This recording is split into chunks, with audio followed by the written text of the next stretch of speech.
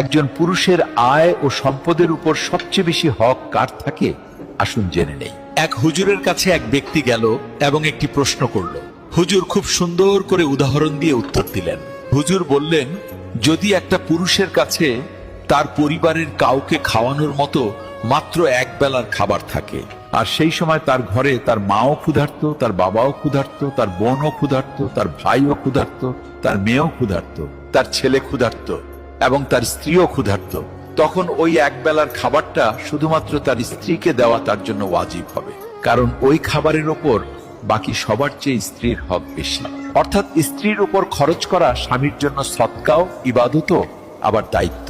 কারণ স্ত্রী হলো এমন এক আত্মীয় যে আপনার রক্তের সম্পর্ক নয়, কিন্তু তার বিশ্বস্ততা দেখুন কত গভীর। মা, বাবা, ভাই বোন আপনার নিজের রক্ত, কিন্তু স্ত্রী হলো এমন এক সম্পর্ক যা আপনার ভাগ্যে বা নসিবের মাধ্যমে আপনি পান।